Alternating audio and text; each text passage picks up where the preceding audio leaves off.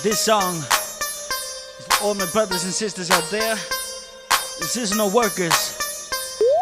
God bless.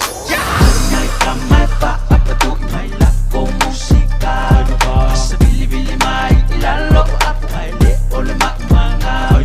Sa unye papalaw ako o si ibay ka penga-penga. Uli daw nga apule ka kome ili o si banga. So, malam ni kayaw uli asa ko sa unilo kama. Uli asiyo solo tuy sa ipapangumay kama. Sa tatalo papintay ili amaka o si ibay mauko kinyola ay soli kewa e maali. Seki pingi, mapasi malikipi ole koke singa e fulu e kamaiki. Sina pa yung kaso ole lambe ang ababay lola be ko ang adepeng kala. Paayla iyay de wa mawakay kay ang umay de palan. Emo may maka. Umay kamata apatu may lako musika. Sa bili-bili may ilalo ako ay leole makmanga. Sa unye papalaw ako o si ibay ka penga-penga. Ole kau nga apule ka kome iko si banga.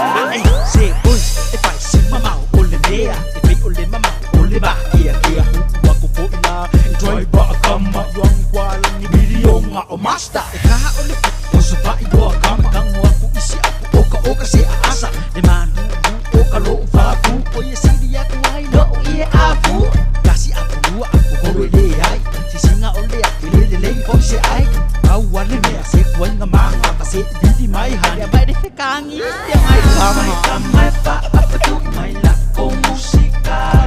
Sa bili-bili mai ilalo ako ay leole makmanga. Sa unye papalaw ako o si ibay ka penga-penga. Uli kau nga apule ka kome iko si banga. Ole pay bash hindi ya mauso umay paamanu ya may letua kui olaw tutua. Mariela o kama pe aku puri amoy palaw. If you ever la au so le masisiyan ay pesidi aku iyay po ole ana na mafuanga ay fay maya I'm sorry uwa umakangango longo la mo kuya o kai nga kama so le por sila ida maso ay fala bala yang kang eskia la makin o supervise e ulay ay gusto may mapelisya e kai ay may kama pa apatu may lako musika.